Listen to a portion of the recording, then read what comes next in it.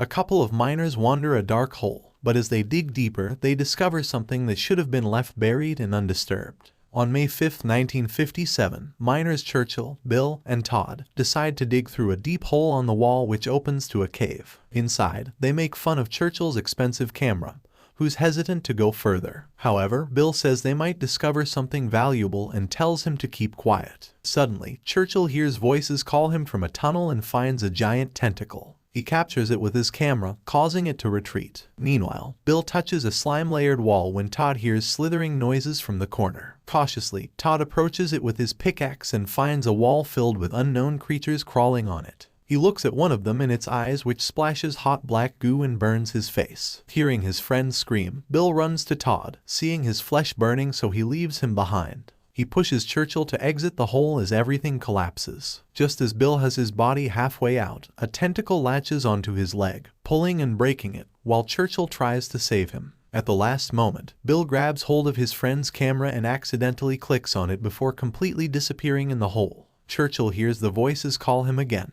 but he hurriedly lights a dynamite and throws it in the hole where it explodes. In the present, a woman pole dancing grabs the attention of a man snorting substances. He slips in cash to her and asks if she can do more than dancing, to which she says she has one question before doing it. Suddenly, a cameraman appears and hands the woman a microphone. She asks him for comments on the allegations on the use of narcotics and solicitation of sexual work that has dominated during his term as mayor. In the news, the dancing woman, Hunter Hazelton, an undercover reporter, exposes the mayor of his crimes while he gets escorted away. Following her coverage, Hazelton gets nominated for Most Impactful News Story and News Person of the Year awards. In celebration of the reporter's nomination, Hunter's colleague, Annie, rants to her boyfriend, Declan, about her tabloid journalism and says that she defiles their company. Her boyfriend doesn't share the same sentiments and tells her to act nice when the nominee approaches them. Declan congratulates Hunter for her viral coverage on the mayor's scandal. Proudly, she reveals they have footage to which the district attorney opens for an investigation. In front of his date, Declan recalls his night with Hunter in Vegas,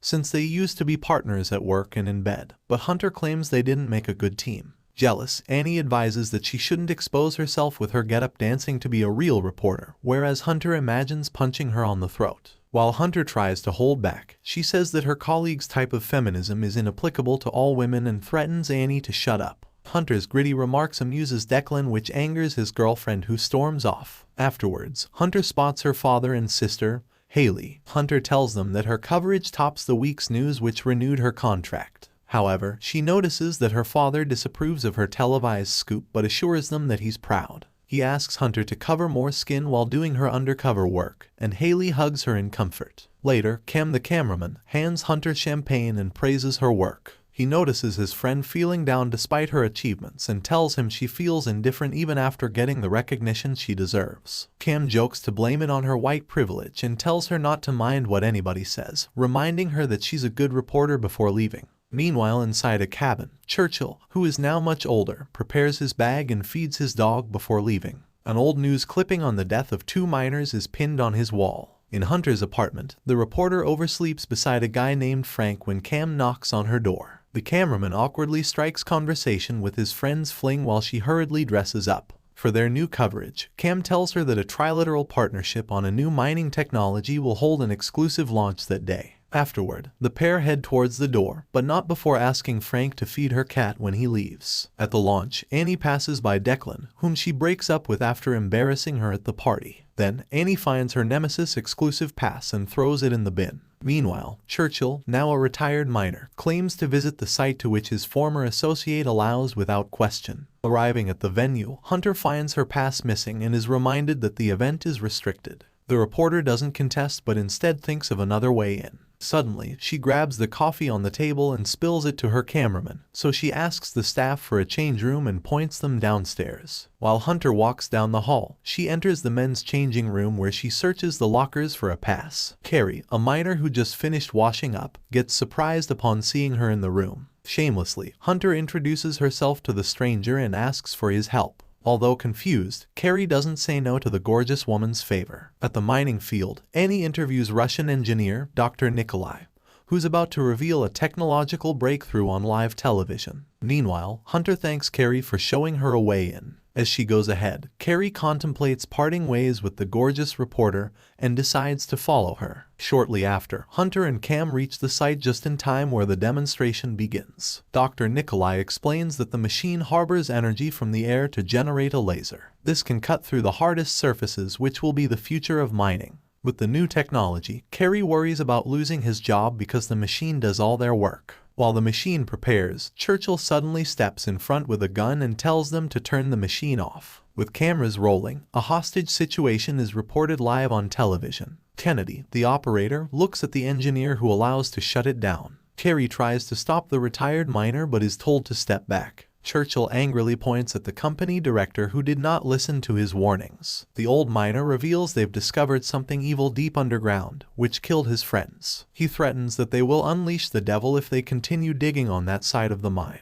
Hunter cautiously asks him to tell them what he saw, but Churchill doesn't know what took his friends. Carrie eyes this distraction to disable the old man, who immediately notices. Frustrated, Churchill reveals how serious he is by showing them the explosives he attached himself into. Meanwhile, Haley drives to her dad's and turns on the news, which reports the hostage situation where her sister is at. Back in the mine, a loud, disgruntled voice calls for Churchill. Suddenly, a mysterious creature pulls a cameraman down, so the men try helping him out. Unfortunately, they fail when the creature takes him in the hole. Then, mysterious creatures start crawling behind Churchill when large tentacles grab him. He takes this opportunity to activate his explosives, which blow up the cave. After the explosion, Hunter watches in horror as the catastrophe unfolds. Then, Carrie gets her out of the commotion and the machine gets destroyed by the fire. Outside, Haley cries while watching the mine explode, but her father assures Hunter will be all right. In the mine, Hunter grabs a nearby shovel when she hears a distorted sound. She almost hits Carrie, who is looking for survivors, but finds Churchill's bag instead. Inside is a flashlight and a gun, which Hunter takes. The reporter sincerely thanks the miner for saving her from the chaos. He misunderstands the mood and leans for a kiss, but Hunter stops him. Moving forward, Hunter is determined to look for other survivors and avoid the monster. Meanwhile, an injured Dr. Nikolai gets carried by Cam and Declan and lays him down to rest. Traumatized, Annie recalls how Churchill exploded the mine, who Declan calls deranged, while Cam defends the old man for protecting them from the giant octopus. However, the exes deny this and try to convince themselves of a logical reasoning behind the incident. Frustrated, Cam is firm about the monster who took the other cameraman, no matter how absurd it sounds. Meanwhile, Dr. Nikolai's condition becomes worse and Annie wonders if anyone knows about other survivors, but there was too much chaos to know for sure. Hopeful, Cam tells them that they can survive if they stay calm since they have 2 scientists with them. But then, Kennedy announces that Dr. Nikolai has died, leaving them with only one. On the other side, Hunter tries to know more about Carrie, who reveals to be a former star quarterback until he suffered a knee injury. Now divorced, he mines to survive and support his daughter. Shortly after, they find a doorway which leads to an obstacle of lava. Hunter sees a ledge and slowly crosses it, and Carrie follows her lead. Then, Hunter slips and falls, but Carrie quickly catches her hand on time. The reporter tells him to swing her across with the little strength he has left. Concurrently, Kennedy covers Nikolai with her coat while Cam assures her they'll go back for him, which Declan finds impossible. The reporter says the roof will collapse and bury them while it makes headlines, then argues with Cam about how network ratings remain indifferent to chaos. Anxious, Declan bets that the network feasts on the dead Russian communist, to which Cam acts to punch him. Declan hides behind Annie while he explains that stress makes him lose control over his words. He calls the cameraman by his ethnicity, proving his words true, and Annie attests that her ex is clinically diagnosed as stupid. Declan confirms and takes his medicine while Cam walks away. At the lava obstacle, Hunter makes it across with Carrie's help. She pushes him off her as she feels hot and takes off her burning shoe. Looking around, they find an altar and ancient carvings on the wall. Carrie claims he recognizes the figures and compares it with his daughter's emojis. Hunter interprets the hieroglyphics and says that people bring sacrifices to the monster to survive. Moreover, she notices 8 apprentices which surround the monster. Then, they notice a chained skeleton behind them, whom Hunter says is a virgin sacrifice who evolves after the ritual. At the other side of the mine, Cam and his group reach the burning site where boulders block their exit. Declan impatiently argues with Annie while they blame each other for their situation. At the same time, Cam asks Kennedy if she can fix the machine, to which she says no. Nevertheless, the scientist suggests building something new. Cam optimistically informs the reporters of their plan and instructs Annie to stay with Kennedy while he and Declan search for survivors. Declan complains but pretends to be mournful when Cam looks at him disapprovingly. Cam agrees that Kennedy's plan might fail, but persuades Declan by calling themselves heroes where the reporter imagines his name in lights. Afterwards, Annie exclaims when she finds her earring among the rubble. At the altar, Hunter takes a video of the ancient carvings on the wall. Carrie then points out her recklessness which might have caused her death, but Hunter stays firm. Sarcastically, she calls him her hero which irks Carrie. He is about to argue with her when a disgruntled voice shakes the cave. The others feel it too, so Annie asks the scientist to hurry. Seconds later, the shaking stops and Hunter and Carrie see a skull roll down. Suddenly, Hunter sees a zombie approach and alerts her partner. It swings its pickaxe but Carrie dodges while Hunter shoots it with her gun. Emptying the magazine, the zombie falls, and Hunter asks Carrie to help investigate the body. They hear a hiss from beneath its shirt which makes them stop.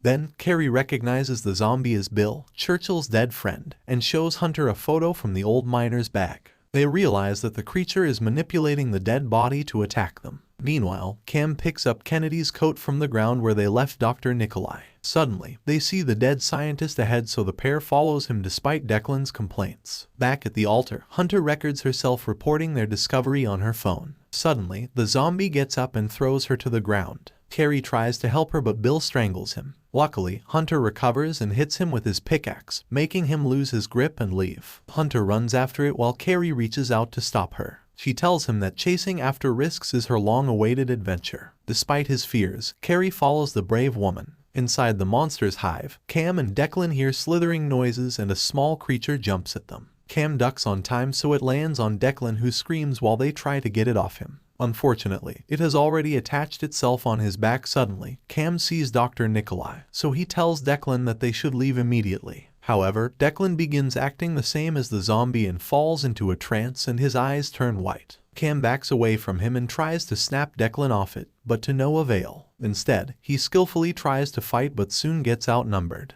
Elsewhere, Hunter and Carrie reach a river where a knight lies impaled with its sword. The pair believes the river will lead them outside, so Carrie plunges into the water to check. Worried, Hunter kisses his forehead and bids him good luck. While the reporter awaits Carrie's return, the knight moves. At the rubble, Kennedy explains to Annie that she made an energy bomb, which harnesses enough energy to explode once activated and pave them a way out. Then, a bleeding Cam and Dylan blankly return with the mysterious creatures as the women scream. By the river, Carrie sees that Hunter is nowhere and only finds the sword on the ground. Concurrently, the knight lays Hunter on top of the altar. The zombified group ties her while Hunter asks Cam for help, who doesn't respond. Then, she asks Annie for help, who pretends to be a zombie and selfishly leaves her to be sacrificed. Suddenly, giant tentacles latch onto Hunter and infiltrate her mind. Inside her mind, Hunter bathes in blood while an enchanting voice shows her the past. Inside her mind, she sees herself chained and worshipped. Then, a knight approaches and holds his head in his hands in pain.